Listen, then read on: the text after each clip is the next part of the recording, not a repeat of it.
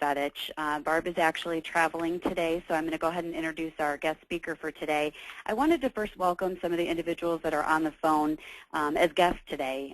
Typically, this is the call that we do on Wednesdays for the individuals that own our Top Producer Tutor training program.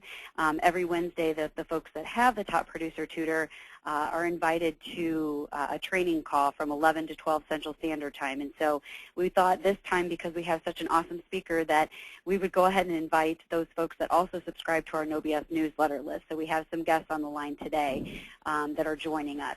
I first wanted to express to you all that I'm super excited about today's call.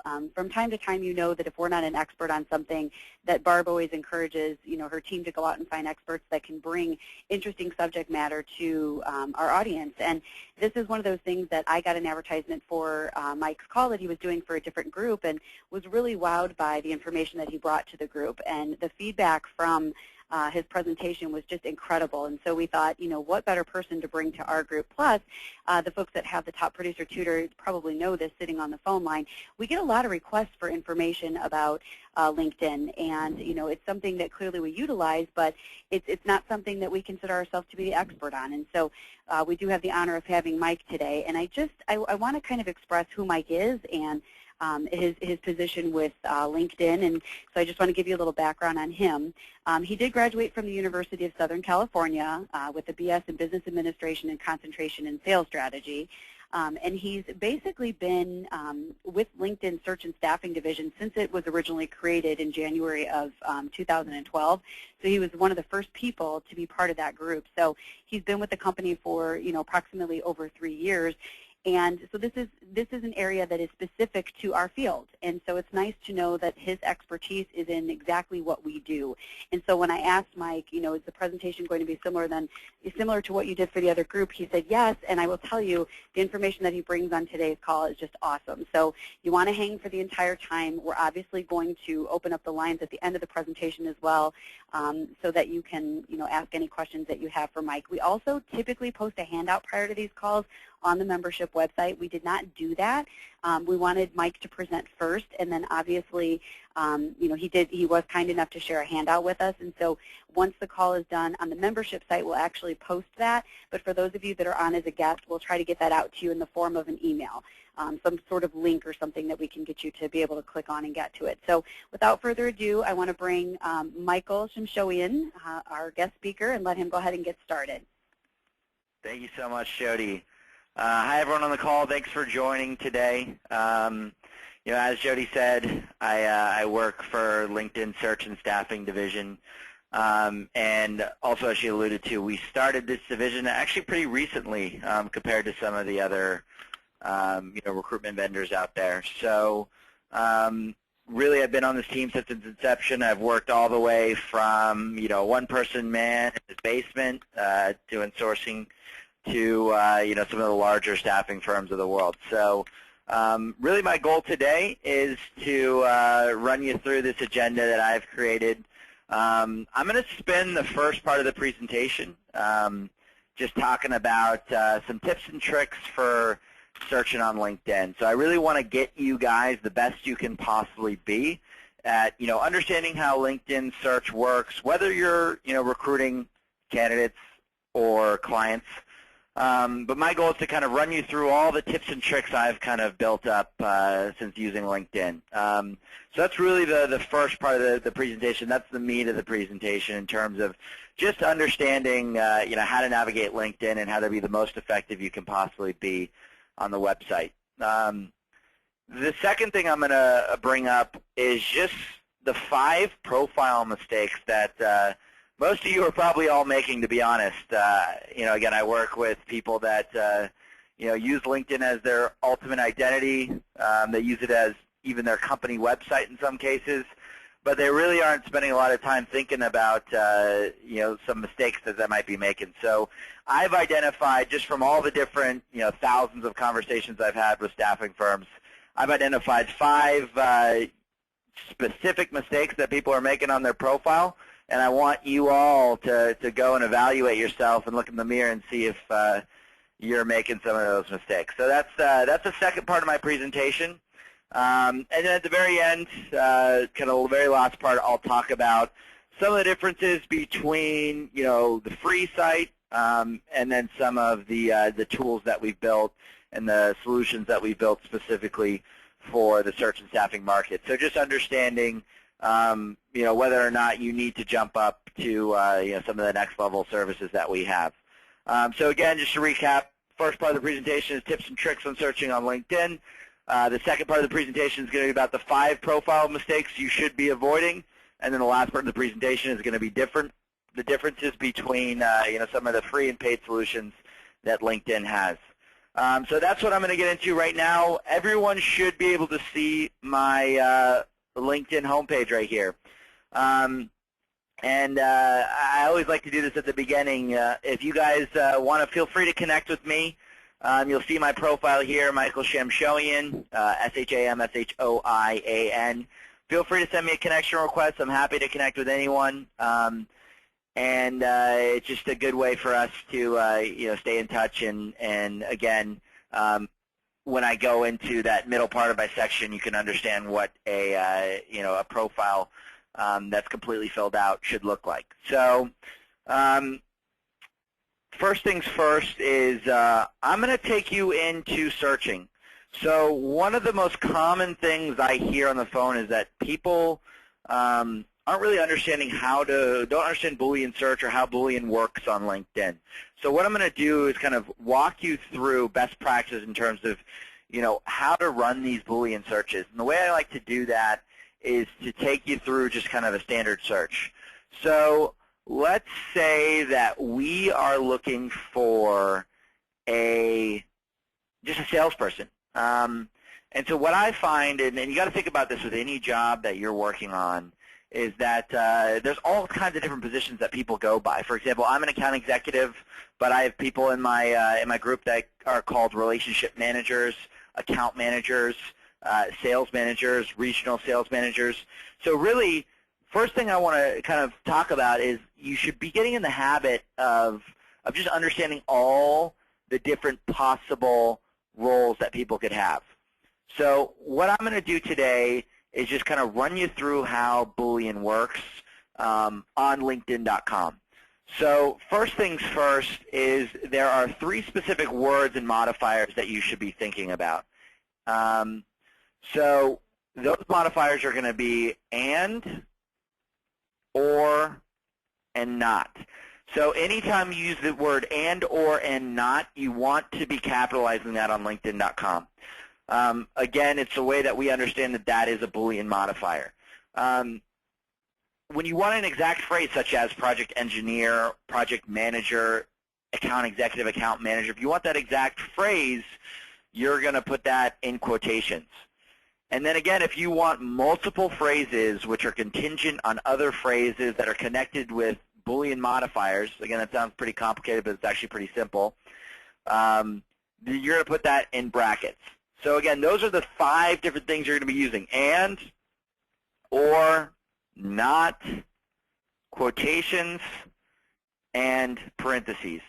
So I'm going to kind of connect all those together just to give you an idea as to how this works when I actually run a search for sales professionals. So in this case, let's say I am looking for a software as a service or SaaS salesperson, someone who's sold B2B SaaS solutions.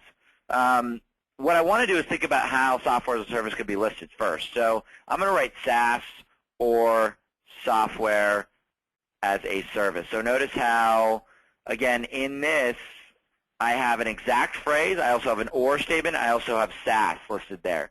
In my job title, they could be actually a salesperson, so they could have sales in there, sales manager, regional sales manager. They can be an account executive. They can be an account manager. I'm putting this in the job title. They could be an account rep. They can be a territory manager.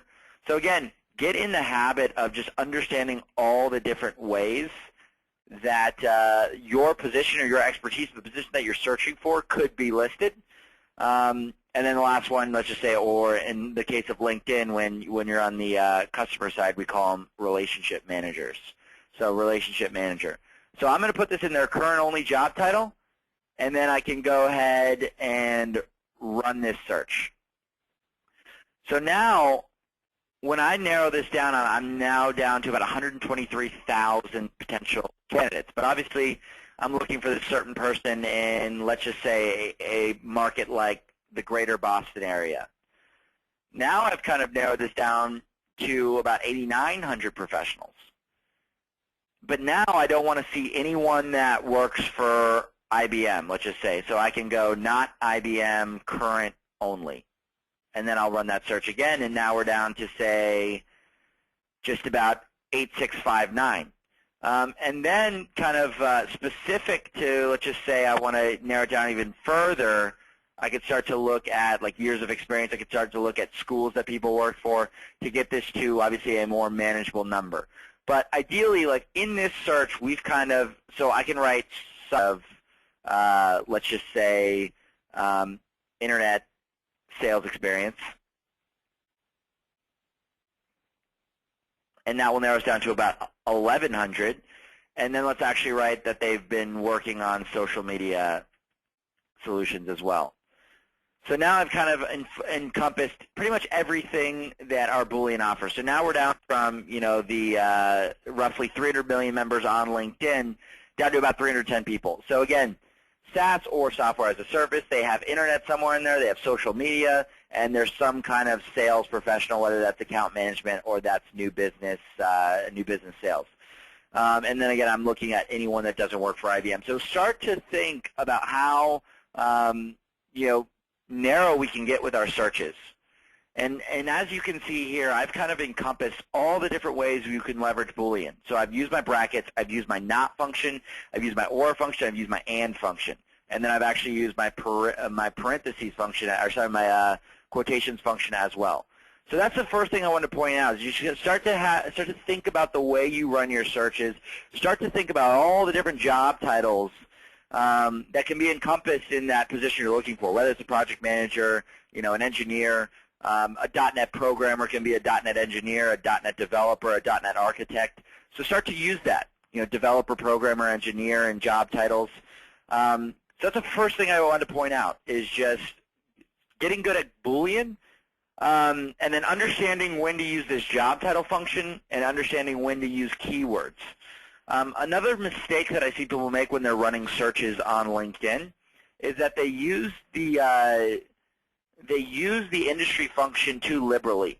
So if, for example, I was looking for someone in financial services industry, I don't necessarily like to just put in the industry function financial services, because in some cases that could be limiting. So what I typically like to do is actually use the keyword function and find anyone that might have had financial services or some type of finance experience somewhere in the history of their profile. So if they moved industries ever in their career, we could still be recruiting them. So in order to get really good at running searches at LinkedIn, you want to understand, okay, I'm going to use the job title search to really narrow down to that list of, you know, very qualified candidates that at least have that in their current job title, so I'm not looking at irrelevant, you know, higher level people that aren't going to be a fit for the role. I also want to use any kind of keywords. So as opposed to putting financial services in the industry, I would just put like finance, hedge fund, investment banking, private wealth management, certain things like that that encompass all aspects of that industry. So a couple things is you just want to always avoid the industry filter, because it is very limiting, and try and put all the different ways that industry could be listed in the keywords function.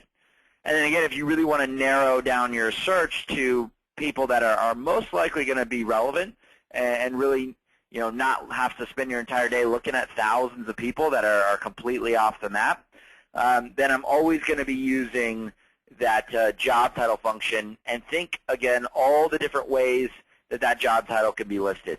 A project manager can also be a program manager sometimes. Again, an associate could be an analyst. So just be cognizant of all the different ways that that could be listed on LinkedIn.com, or how they could be listing that on their profile. So another thing I wanted to point out is to kind of teach you guys how to get really good at, once you identify a candidate or once you identify a potential client, in terms of a company, how do we start to leverage that information to find other relevant candidates or relevant potential clients? So you'll see here, Brian Kern here, he's got social media, he's got internet somewhere in his profile, he's a sales manager, he works in Boston. Brian would probably actually be a pretty good fit for this role. So now I can go and look at Brian's profile, and what I always like to do is start by trying to source off of these people also viewed and people similar to Brian. So I'm always going to be looking at this people are similar to and just, kind of start to feed off of their profiles, see if I like anyone there. I'll look at this regional sales director. And so now I'm always constantly trying to source off of a relevant profile that I found here on LinkedIn. So that's kind of step one, is just kind of always when you look at a profile and look at a candidate you like, look at this people similar to Brian, and look at this people also viewed as well. So this is a great way for you to just go and easily source off of a potential candidate's profile. Another thing you can do on here in terms of when you're running searches on LinkedIn, you can always go and look and identify a client. So for example, let's just say I'm looking for new clients, and one of my clients is a social media management software called Sprinkler.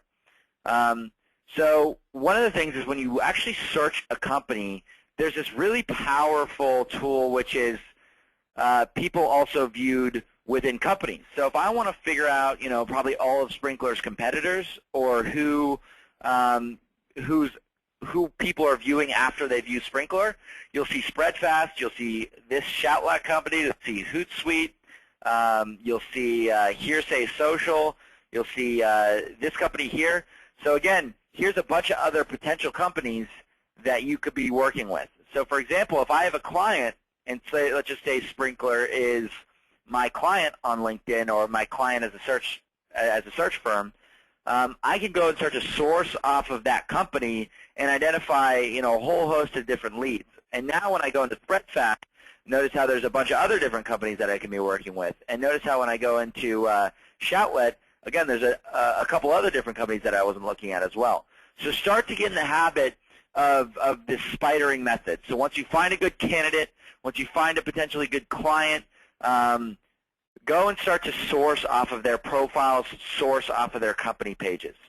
So that's really kind of the first thing I wanted to bring up. And that's kind of what I see here on LinkedIn is not a lot of people are doing this kind of spidering method, which really, really helps to kind of identify the people that could potentially be a great fit for these roles, or potentially great clients of yours in the future.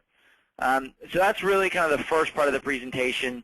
Just to kind of recap, Boolean searching, your Boolean modifiers are all the different things you're going to use when you're running Boolean searches. It's going to be and, or, not, quotations and parentheses. So to kind of bring everything back together, I want you to get in the habit of running these sophisticated job title searches where you're focusing on all the different job titles that person can be listed at. I want you to avoid the industry filter and put all the different ways that industry could be listed in the keyword section. And then I want you to start spidering off and start sourcing off of candidates that you like through the people also viewed function on their profile. And then also spidering off of and sourcing off of companies that are your current clients or people that you want to be your clients, and start to identify other companies that are commonly viewed after them. So those are real quick and easy tricks that you guys can all kind of adapt today to get a lot more effective at using LinkedIn as a as a sourcing tool or a business development generation tool. Again, so that's everything that I wanted to kind of focus on in terms of tips and tricks for searching LinkedIn. And if there are questions, we'll come back to those towards the end of the presentation. So just wanted to set those expectations for everyone. If you do have questions, we will be answering those at the end. So the next thing I want to bring up is the 5 profile mistakes that you guys should be avoiding. And again, if you are making these mistakes, I want you to take a hard, long look at your profile today and make sure you fix everything that I talk about today. So again, look at your profile, look at my profile. Just make sure that you're not one of the people making these mistakes. So I have just entered in my profile, and I want you guys to focus on the first profile mistake. The first profile mistake is not having a profile picture, which is a huge mistake that I see every single day from my clients. One thing in LinkedIn is you're going to, you're sending connection requests, potentially you're sending out emails, you're sending out messages in groups, you're sharing updates that you're posting jobs, you're sharing content, whatever you're doing. Any kind of outbound outreach you do on LinkedIn is going to be exponentially more effective just by simply having a profile picture, because it brings LinkedIn's a human-to-human interaction system. So when you don't have a profile, people are looking at you like you're kind of like a robot on LinkedIn. So the number one thing you can do, and there are certain statistics, I've heard certain things thrown around, like you're 8 times more likely to get a response on a connection request if you have a profile picture. Or when you're sending out emails, your response rate increases exponentially. So there's a lot of different statistics. I don't know the exact one, but all I know is it's extremely effective. And if you are doing outreach on LinkedIn.com, the number one thing you're going to want to do is go get a profile picture of you, not of like a banner of your company, not of your dog. Get a profile picture of yourself. So that's the first thing I want everyone to go and do. If your profile on LinkedIn does not have a profile picture, number one thing you're going to do is take a picture of yourself and put that up and upload that today. You can do it through a mobile device. You can do it through the desktop application. Just go ahead and get a profile picture. Number one thing, and I see this all the time, it's the easiest thing you can fix right away. The number 2 most common mistake I see is, people's headlines on LinkedIn are very boring. Owner of company XYZ, or recruiting manager at company XYZ, or enterprise account executive at LinkedIn. Again, that isn't a very great way to present yourself. So what I find is that you should be using your headline on LinkedIn as your elevator pitch. So for me, my headline on LinkedIn is consulting search and staffing firms on all aspects of their LinkedIn recruiting, selling, and marketing strategies. So right away, anyone that comes across my profile on LinkedIn, anyone that I send a connection request to, anyone that I send an email or a message to, right away they know exactly what I do. I am working with search and staffing firms, and I'm working with them on all aspects of their recruiting, selling, and marketing strategies. So that's the number 2 most common mistake I see, is that people have this really boring headline. And again, this is not to be confused with your job title. Your job title goes down here. When I look at my job title, I'm an enterprise account executive within the search and staffing division at LinkedIn, but you'll see here that, again, my headline is different. So everyone go and customize your headline, make it an elevator pitch so that, any potential client or potential candidate that sees this, they're knowing right away what it is you do and what differentiates you from any other potential, customer of theirs or potential vendor of theirs. So that's the second thing I want you guys to all look at on your profile, and just make sure you kind of have an elevator pitch as your headline. So the third thing that I look at is I see people with just these really vague and not filled out profiles. They don't fill out their skills section on LinkedIn. They don't fill out their complete work history. They don't talk about where they went to school. The reason why I say you should be filling out all that stuff is because it's a common connection you can make with any potential client or candidate right away. So go and make sure that we look at our entire work history, maybe some nonprofit causes that we care about, maybe some coursework we took in college, potentially any internship that we have. You'll see here that I have my entire work experience listed. I have some courses that I took at University of Southern California. I have all these different skills that I'm getting endorsements for, like Salesforce and lead generation, even ping pong as a skill. I list like languages. I have my birthday listed there, any prizes that I've won. I've got recommendations here. So just kind of start and build out your profile to the best of its ability. And the first thing is just getting all your positions that you've ever had, getting like any coursework or any schools that you've attended, because anything that you've done is a potential icebreaker with a client or candidate, and it's a potential path or commonality you can have.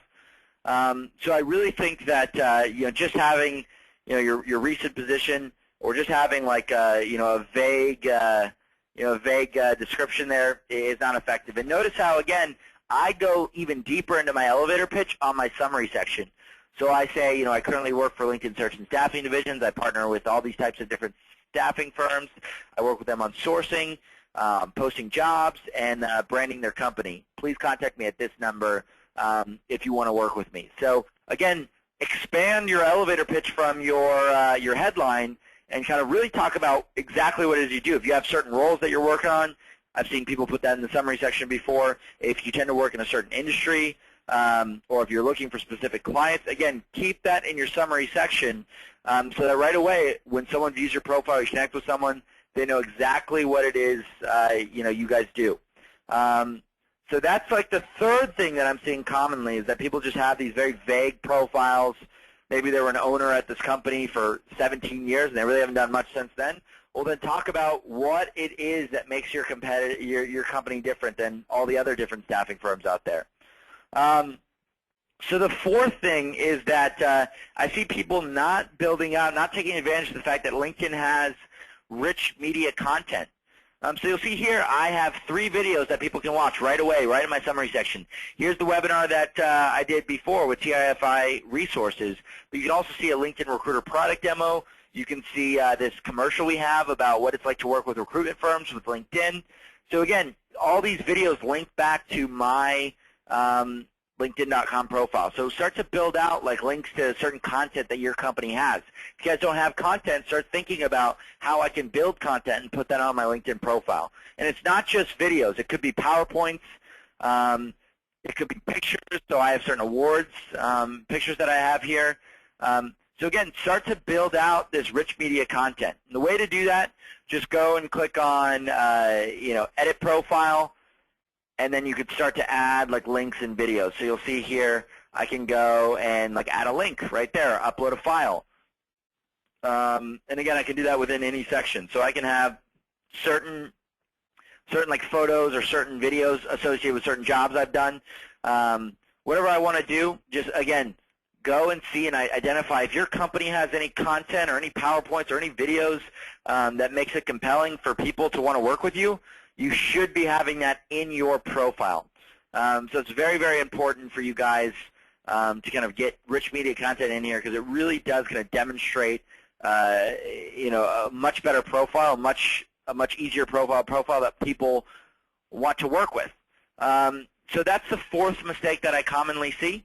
And the very last mistake is I see people that aren't really joining industry groups. So if you are sourcing in one specific industry, or let's just say it's technology, you want to be making sure that you're going in and you're joining all the top groups for that industry. And you're also engaging in the discussion. So you're positioning yourself more as a thought leader in that industry, as opposed to someone that's always just looking for .NET developer roles, or they're looking for Java developer roles. So I want you guys to go in and think about your specific industry, think about what groups it would make sense, and then go and join these LinkedIn groups and start to kind of build a dialogue or build a discussion around that. So people are asking questions, and you know the answers to those questions. Go in there and kind of communicate and really bring yourself to the top of that discussion thread. So when it is time to reach out to people, they've maybe seen your name before on that discussion thread. So it's a great way for you guys to get free exposure within your niche market or your niche roles. And again, if you're a generalist, then join some of those LinkedIn networking groups. But most of the people I work with tend to kind of focus on certain positions or have certain positions. So go in and identify all the groups for those positions. So that's the last mistake I see. So kind of just to recap, Going back to my profile, you see having a profile picture, most critical part of your profile. Again, it raises response rates on everything across the board exponentially. The second thing is having a headline that's your elevator pitch, not just whatever your job title is. The next thing is kind of filling out your profile completely, so making sure that anything you've ever done, whether that's an internship, all the way to the skills that you have, all the way to certain coursework you've done in college, have that stuff filled out so that anything you've done is a potential common point or commonality you have with a candidate or a client. The next thing is not having rich media content, so make sure you go and if your company has any videos or pictures or even PowerPoints, go and upload those into your profile right away. It builds a better experience for anyone researching you. The last thing is just going and joining industry groups on LinkedIn and kind of partaking in dialogue in that discussion. So really go in there and start to kind of bring your name top of mind so that when you are recruiting these candidates, you're reaching out to them on LinkedIn. They may be seen you before, and it opens up and it doubles the chance that person's going to respond to your email if they've seen you before. So that's kind of everything I wanted to talk about on the 5 profile mistakes that you should be avoiding. This brings me into my last section, which is kind of a very common talking point with a lot of my clients is they just don't understand the differences between what you get for free on LinkedIn and then what you potentially can get as a paid solution. So I'm going to kind of start the conversation off by talking about free LinkedIn. So free LinkedIn is going to give you the ability to have access to your first and your second degree network. So oftentimes it's a couple 100,000 people. People that are outside your network, you can find if you run a search for their name, but if you're running a skill search, you get access to your first and second degree network. So what that means is I have a first degree network of about 2,600 connections. So all of my 2,600 connections I will be able to see for free on regularlinkedin.com. What I want to do quickly is just kind of show the tool that thousands of staffing firms have adopted. I think it's over 6,000 now, which gives you access to all the 300 million members on LinkedIn. So it's not dependent on who you're connected to. You actually get full profile access of all the 300 million names and people on LinkedIn. So real quickly, I'll show you what that looks like and how that differs from LinkedIn.com. So LinkedIn.com, again, is built as kind of a networking tool, whereas LinkedIn Recruiter, when I click in here, and again, it's a separate platform, you'll see that this is a platform that is built and optimized around the recruiting workflow. So I just want to show you 4 quick things that differentiate this from LinkedIn.com. And then I'll talk about posting jobs and the difference between free updates and premium postings. So real quickly within LinkedIn Recruiter, again, when I run searches, very similar to LinkedIn, I do all these job title searches. Let's just say I'm looking for SaaS, and then I'm just looking for someone who's a new business account executive, current only. And I'm looking for that person in a similar location. So the difference between Recruiter and, say, LinkedIn.com is that this is, a much faster, more efficient workflow to reach out to candidates. So now, as opposed to, one-off communication on LinkedIn, I can go and, add people I like into this clipboard, and I can go and, once I've identified like a list of candidates from a search that I like, again, I'm getting full access to all the 300 million names, not just my first and second degree. I can go and bulk message these candidates. Again, they won't know that they're getting a bulk message. It will just appear to them as a one-off email. I send that out. So it is much faster. I can also organize all these people into a project folder for me to look at later. So I'll create a project folder here for account executive, and I'll call this like SaaS, whatever I want to do. And now all these candidates have been saved in there, so I can kind of track the status of any candidate I've ever reached out to, whether it's a candidate or a client. But I can kind of stack that. I can track that status, so I'll know, who's replied, who hasn't replied, who do I need to follow up with a phone call, all that good stuff. So again, it's a much faster, more efficient way to organize these people. And the last thing I wanted to point out is just I can start to set up search alerts. So every single search that I have going on right now, which I talk to recruiters, some people are working on as many as 20, 30, 40 searches, maybe even 100 searches at any given time. So every search I run, I can now set up a search alert, and now I'll be notified anytime there's a new candidate that fits my criteria. So this will automatically tell me anytime there's a new account executive with a software as a service background on LinkedIn in a specific market that I want to focus on.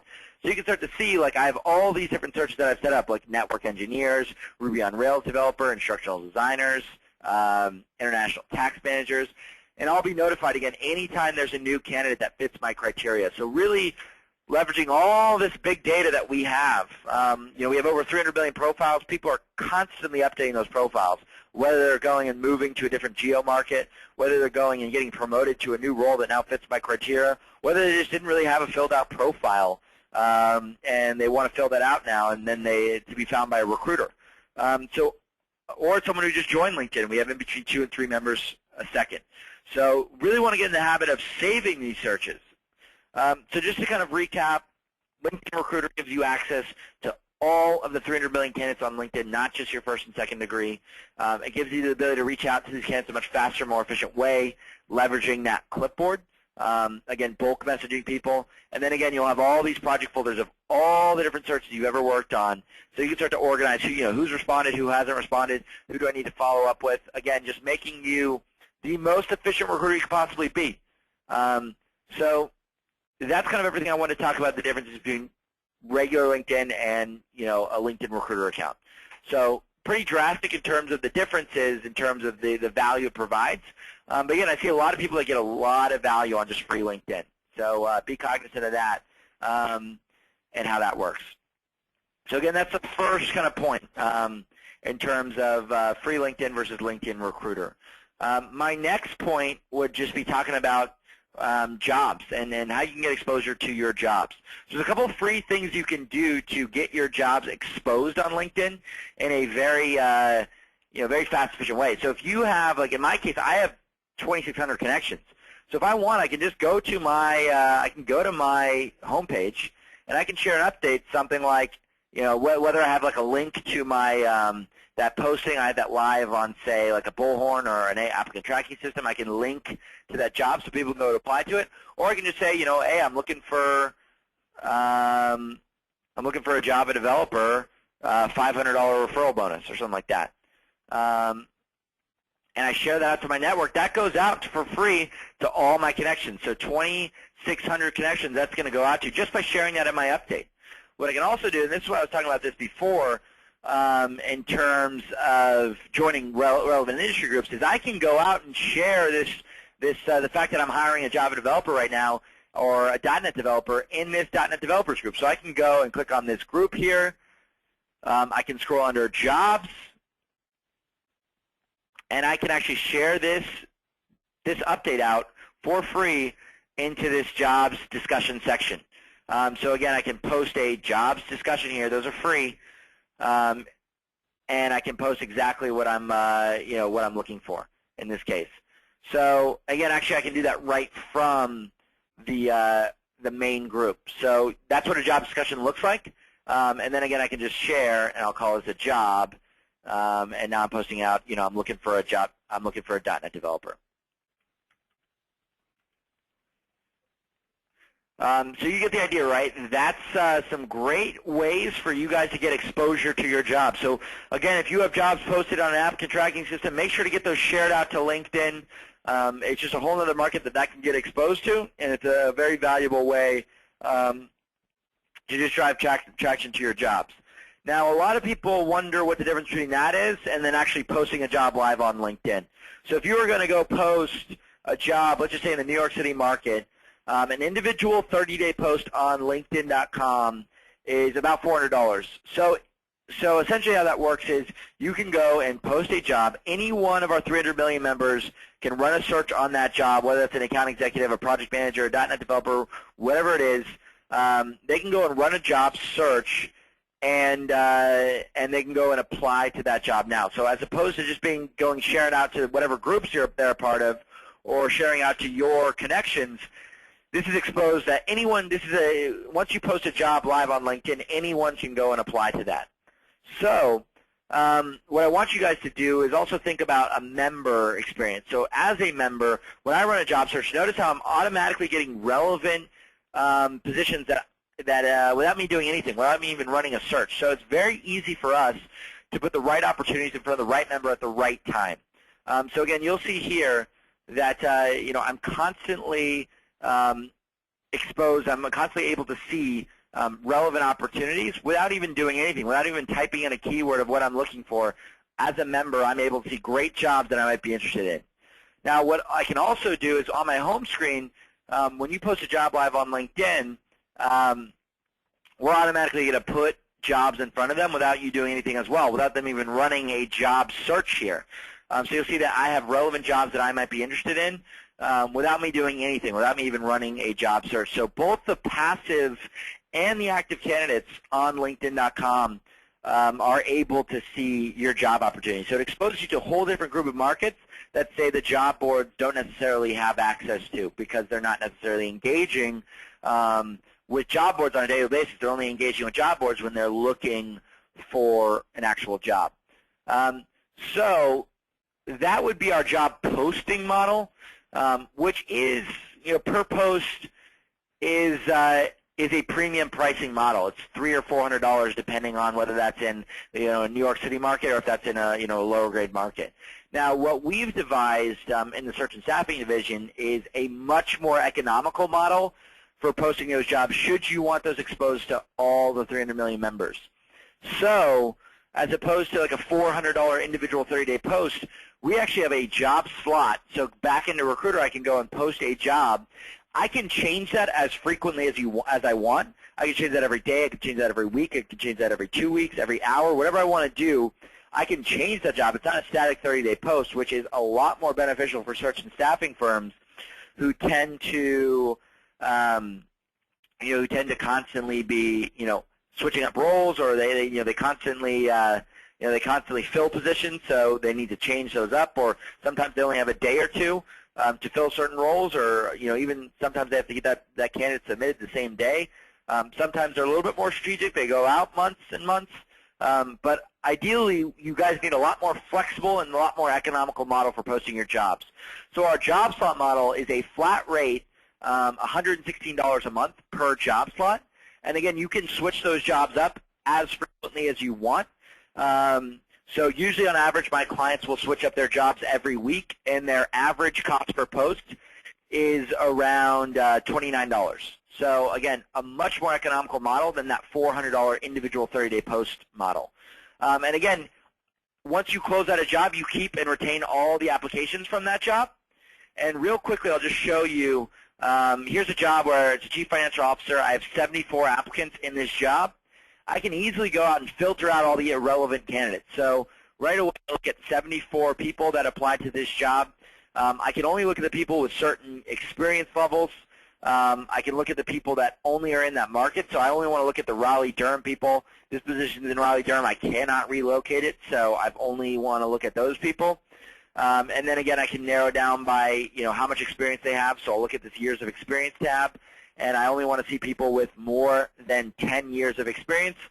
You'll see here, I narrowed this down with just a couple clicks of a button. I narrowed this down from 74 applications to 5 applications. So it's much more efficient if you want to get rid of people that are applying to a job when they necessarily probably shouldn't be applying to that job. So that's kind of all aspects of posting jobs. So again, you can share your job to your connections for free in your updates. You can also share those for free in the jobs discussion section of a group. You can post an individual 30-day post for $300 or $400 depending on the market, or you can leverage our job slot model, which again you can change as frequently as you want. It's not a static 30-day post, and that's a flat rate of $116 per month per job slot, which scales out if you add like 11 or 21 or 50 job slots. The pricing goes down as you add more job slots. So that's everything I wanted to talk about jobs.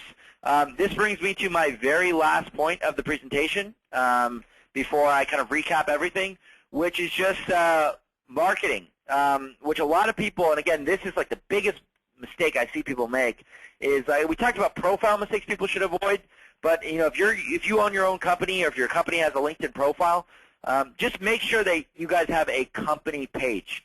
So as like a client, I can find you guys if I'm running searches for staffing firms that do IT placements in the tri-state area, or in California, or in Southern California, whatever I'm doing. You want your company to be listed. So back onto LinkedIn.com, make sure that you have a company profile. So let's just take you into what a company profile looks like. Let's take you into Russell Tobin and Associates. So they are a staffing firm in the New York market, and you can see that Russell Tobin, anyone that works for Russell Tobin is now associated with this company page. So they have 64 employees. So make sure to fill out a regular regular generalized approaches to who you guys are, and then you'll see that Russell Tobin is sharing out content. So this is all free. So you want to start to build a company page so you can build this followers list. So Russell Tobin has 14,000 people that they can advertise jobs to, they can share updates to, they can promote events to. So it's really helpful to start building out a company page so you can start accruing followers. As you start to do more research on LinkedIn, as you start to connect with more people, they're going to go and organically start to follow your company as a whole. So first things first, if your company does not have a company page, go out and make sure that you talk to someone in marketing, or if everyone does marketing, figure out how you can go out and build a company page. It's really helpful to just bring credibility as to who you are. Because again, first thing someone does, they look at your profile, look at your summary section, they understand what you do, and then they go and try and research your company and learn a little bit more about why I should be working with you and your company. So that's the first thing I'd want to really kind of build out, is this company page, just so it kind of brings some further credibility as to who you are and why they should be working with you. Once we get established a company page, we have some opportunities to kind of build out a premium company page, so something that kind of illustrates client and candidate recommendations, something that has like specific content and video that highlights why or certain things of your company and why they should be working with you. So there are opportunities for like a premium career page, which is just the best way to build out your unique story on LinkedIn. And then a couple other things, we are able to also target certain updates. So if you had an event that you're trying to promote, or if you have like a compelling piece of content, something like working like a case study about your company, about how you're saving HR company, or you're saving internal HR a lot of money on their recruitment spend. There's different compelling things that pieces of content that you might have. Well, now we can actually go out and sponsor content. So we can put that in front of, and I'll just really quickly show you what this looks like. If I have like a career page here, and I have this compelling update like Airtight Network, Social Wi-Fi heats up, and I want everyone who's an IT decision maker to see this great compelling piece of content, I can sponsor this update on a CPC or on a CPC or CPM, which again is just in marketing terms, it's cost per click or cost per 1,000 impressions, and I can sponsor that content really quickly. And I'll call this campaign, again, whatever I want.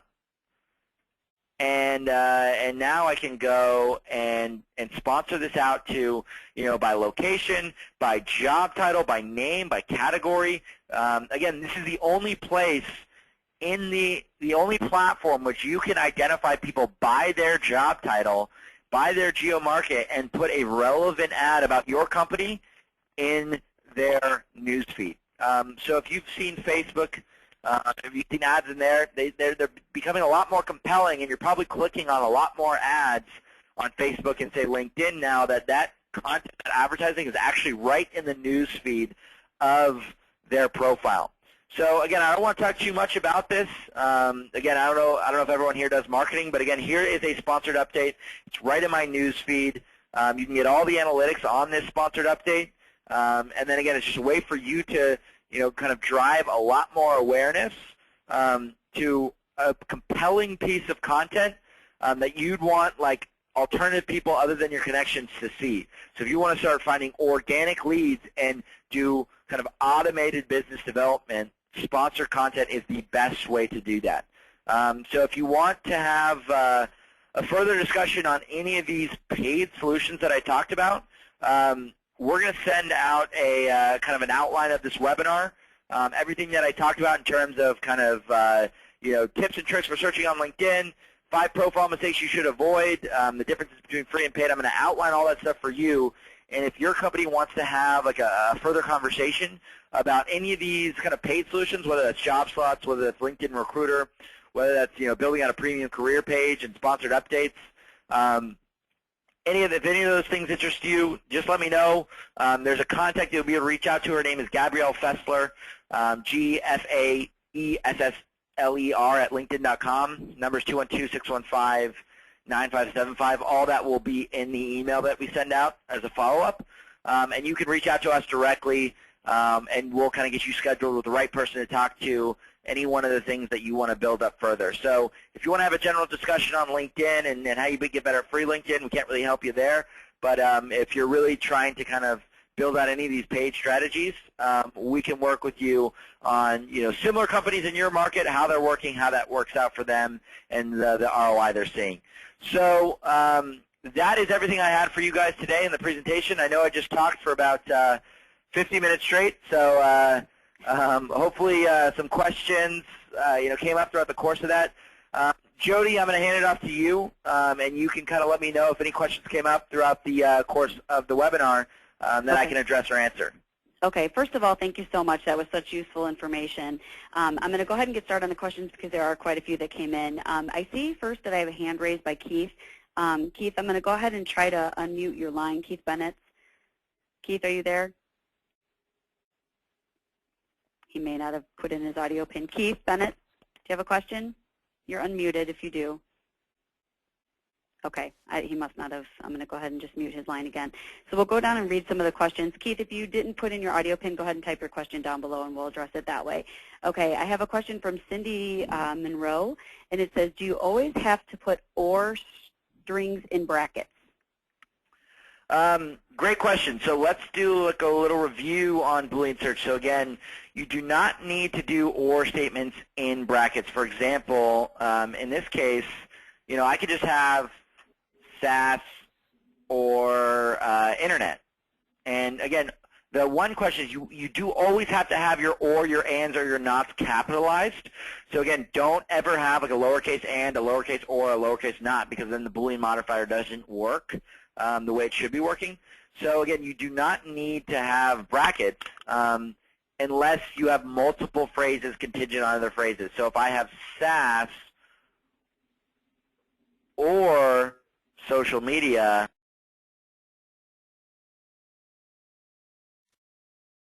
so it's just in a different spot. You just click on the similar profiles to Jennifer. It's the 99 most similar profiles to Jennifer. So go and check that out. Follow up with me with an email if for some reason you still don't see that. Okay, so then Rich said, and I think you just addressed this, Rich said, I also don't see the similar profiles that you just displayed, so is that what you just addressed? Yeah, correct. Okay. This is from Lisa Hale. How do you know which groups to join on LinkedIn and if they're owned by your competitors? So that's a good question. Usually competitor groups, you could be able to see like when you click into a group. So my favorite thing to do is I scroll under interest, I look at groups, and then I take like a tour right here. And sometimes this will show me like relevant groups that I might be interested in. So in most cases, like I want to start looking at my candidates and start to look at what groups they're in. So if I start to look at, like when you go and look at a candidate, you can actually see like most of the groups that they're actually joining, and you just want to, that will give you an idea as to some other groups you can be in. But in some cases, usually sometimes there's suggested groups for you. But I think the best way to do it is to just run a search. If you are looking for sales professionals, you run a search on groups that have sales in them or internet sales or anything like that, and then it's going to show up these top groups. So again, run searches by your groups, and then these are kind of the top groups or the top the top groups here for sales professionals. So that's one way to do it. Run searches on the keywords that you're interested in. and then also look at the profiles of your candidates and see what groups they're joining. Those are two quick ways to identify top groups. Okay, great. And then I have another question that came in from Kurt Hagen. It says, help me understand about growing my network, first level versus total network. A few weeks ago, I had 600 first level contacts and a total network of 22 million. I have reached out aggressively to make new connections in my industry, and now I have 1,100 first level contacts, but my total network has dropped to 15 million. Please explain. Yeah, I mean, sometimes that might be like an error in terms of, like, sometimes I see the network not being very reliable in terms of that number changing. You might be looking in different places, but essentially your network didn't shrink. It's always gonna grow as you add more people. I've seen kind of errors on that, so I'm just going to chalk that up to like your total LinkedIn network, something being off there in terms of those numbers that you saw. I would assume 15 million is going to be the more accurate number as to your total third-degree network, because I have 2,600 connections, and those are all like recruiters who have huge networks, and I'm seeing about 23 million people. So there might have been an error on that 20 million number that you saw. I think 15 million is going to be a more accurate depiction. So as you add more people, your network should always grow. If that's not the case, then there's just something wrong in that case with his number. So I would chalk that up again to like an error in that network. And I've seen that be a little bit inaccurate sometimes. Okay. And then another question, if I use, and it says LI Recruiter, is there any reason or incentive to continue to connect with people? There is, because it always helps to have like a first-degree connection. You can reach out to a first-degree connection on an unlimited basis. So LinkedIn Recruiter is very helpful in terms of getting access to everyone, but you always still want to connect with people, just so, again, you can organize and keep track of who your first-degree connections are. So when you run searches, you can likely run searches by your first-degree network first and then your connections. So it really helps you. The benefit of having like first-degree connections is that you always know the best path in to any account that you want to work. So obviously, a referral of someone you know is a great way to get into any contact, so you just want to be keeping track of these first-degree connections of people that you know. You can maybe be a little bit more liberal now with LinkedIn, or a little bit less liberal with LinkedIn in terms of who you connect with. Maybe only connect with people you know, so your network is really powerful, so everyone you know is a first-degree connection is someone that could be a potential source of referrals for you. So great question. Okay. And then I have another person here, Lisa Hale. It says, we love LinkedIn Recruiter. We have issues with candidates sending resumes as attachments that do not come through. Anything in the works to make this better? So this is probably not yours. So anytime you see an error, anytime you see a candidate, and this is a very specific question, so hopefully they're still on the line. Anytime, because I've seen that before too, just take a screenshot of like your candidate saying that, because the attachments function should work 100%. We added that functionality about a year ago. So if you see a candidate saying that, take a screenshot and just say, hey, and you send that over to L as in Larry, C as in Charles, S as in Sam, lcshelp@linkedin.com. So L as in Larry, C as in Charles, S as in Sam, lcshelp@linkedin.com. Send a screenshot of a candidate saying that, and just say, hey, it appears that the the attach function isn't working in this context. Can you just make sure that we build it out? Because I've had a couple clients saying that works, and sometimes it doesn't work. So it's a relatively new functionality that we're working on building. So again, anytime you see that error, anytime you see a client say that, just let us know, and we're going to get on fixing why that's the case. Okay, thank you. We appreciate that. Okay, and it says, how much is LinkedIn Recruiter? I mean, that's something that it really just depends on the number of users. It depends on like what level you're going to go at. I'm going to save that question for if that person wants to follow up with us directly. We can kind of get into pricing. I don't want their account rep to lose some steam. So I'm going to get any pricing-related questions. I talk about job posting pricing. LinkedIn Recruiter is so differentiated in terms of like the number of users you have. The pricing fluctuates dramatically. Mm-hmm. So I'm going to save that for if you want to have a question on pricing, you can follow up with us directly, and we will get you the information you need based off of whoever your account rep is. So again, I'm going to give you like the cheesy sales guy answer in that it does depend on what you're looking at. So I will again follow up with us directly if you want pricing on like LinkedIn Recruiter or career pages, sponsored updates, stuff like that. Okay, so someone's asking a question about the difference between regular free LinkedIn and premium, not necessarily the cost, but just probably the differences between the two. Yeah, it's a premium.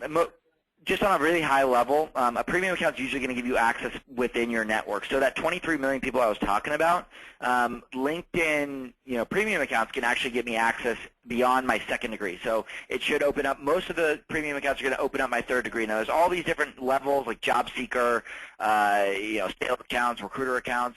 So I try to let people know that most premium subscriptions that are not LinkedIn Recruiter just basically open up their access to their third degree. That's basically what they do. Some of them give you the full names of all those people. Some of them give you first name, last initial. Again, if you have questions on premium subscription, stuff like that, just follow up with us directly, and we can kind of give you the exact information. Good question, though. Okay, by the way, I haven't mentioned it because I'm trying to fire away these questions, but you're getting a lot of thank yous as well and a lot of comments on your presentation. So there's a few more if you don't mind me keep going. It says, are the job slots available only through LinkedIn Recruiter? So job slots you can purchase as a standalone. There are just certain minimums, again, depending on your market or depending on what you're doing. So again, follow up with us directly if you are interested in job slots.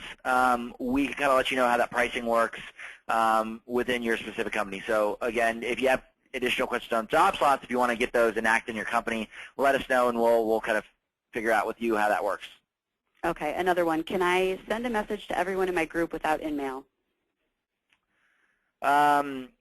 So sending a message to people in your groups is still going to be an InMail. If that makes sense. It doesn't matter. If they're in a group, the only time, you're not charged with an InMail if that person's a first-degree connection.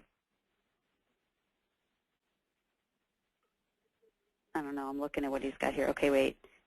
There's more from him, so I'm trying to figure out what he's got here. Okay, send a message to everyone in my group without InMail. Recruiter accounts 3 seats. Wait, hold on. Because of the ads. What is the monthly fee per person? You know what? These are all money-related questions, so we can actually have this individual contact you directly. Yeah, totally. Okay. Any questions? Any follow-up questions on how to get this stuff enacted or anything like that? Again, we'll have a contact for you. Her name is Gabrielle Fessler. You can reach out to her directly, and we'll route you to the right person to talk to. Okay. Someone is asking, is there a method to post a job at no cost or only available through a paid subscription? So again, there's free opportunities for you guys to share jobs. That's through your own updates that goes out to all your connections, and then you can share that job out in the jobs discussion section of relevant groups. But there is, in terms of actually getting that job live so that any of the 300 million members can apply to it, there's two different models. There's the job slot model, and then there's the job posting model. Obviously, a job posting model is much more expensive, but you can do that on a one-off basis. So that's kind of the different ways to do it. But again, the free exposure to jobs is just through your updates and through job discussion in a group. Okay, and I know we're over the time. I just have a couple more if you don't mind, Mike. Are you okay just addressing a few more Yeah, you got questions? Okay. My question is regarding the job posting on LinkedIn Recruiter. I usually post a job where where in the title I do mention the key technologies that we are looking for, but I've seen responses to those postings going down. Am I doing something wrong? Absolutely. So you want to be very generic. And again, this is a great question. If you already have LinkedIn Recruiter, you should be talking with your account manager with LinkedIn. So follow up with your account manager who's supposed to help you on this strategy. Again, keep your job title. This is a very, very unique question. But you keep your job titles very, very, for example, if I'm searching for an account executive, just have your job title be account executive as opposed to account executive, financial services, SaaS background in the actual job title. The reason for that is our algorithm matches up much more effectively with the right people if you just have a very, very generic job title, and then, of course, on the job description, on the different things, you want to kind of fill that out fully and kind of exactly highlight what you're looking for. So, again, keep your job title short because our algorithms will put that in front of the right people much more effectively than if you have accounting or .NET developer with ASP.NET with whatever JavaScript framework, HTML5. Don't put that any of that stuff in the job title. Put that in the job description. And again, talk with your account manager if you have meager results on certain job slots. Strategize with them. because that's what they're there for. Just make sure you know that person is. Reach out to them directly if you are a recruiter or JobSlot customer. Okay, and I'm trying to filter past anything that's price related or obviously, specific, where they can actually call in and speak with their representatives. Another one here for you actually says, can you read the articles that you have without being connected to you? Can I read the articles that I have? Read the articles that you have without being connected to you. So that functionality was there at one point. We had like a digest of any. So when if I was looking at my secondary connections, someone who's not direct connection to me, I could see like any of the activity they posted, they shared.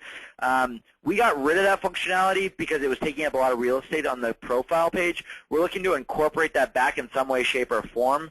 So for now, the answer is yes. You can only see content from your first degree connections. But in the future, that answer will probably be there'll be a digest, a mini digest of what that person has done, even if they're not a first-degree connection in the near future. So for now, the answer to that is no, you cannot see your second, your third, or any of your people outside your network. You cannot see the activity, the articles that they've shared. Okay. And I have another person here saying, how do you see your total number of connections? Mine shows 500 plus. So actually that's on your profile. So when you look at your profile, obviously it will say 500 plus.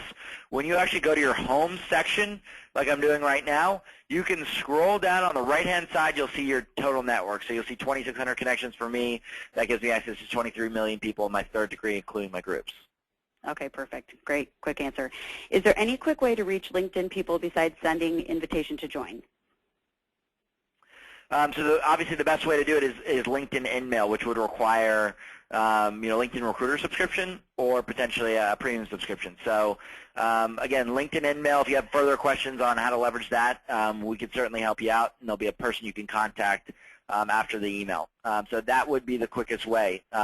We've designed the platform to really like that. Obviously, one of the reasons is we can monetize off that, but we also want to keep the integrity of the network, and we want to make sure that people aren't necessarily going out and sending spam to people. So that's our goal, is to, again, keep that channel through InMail. So if you have further questions on how to leverage InMail, how to be more effective, or how to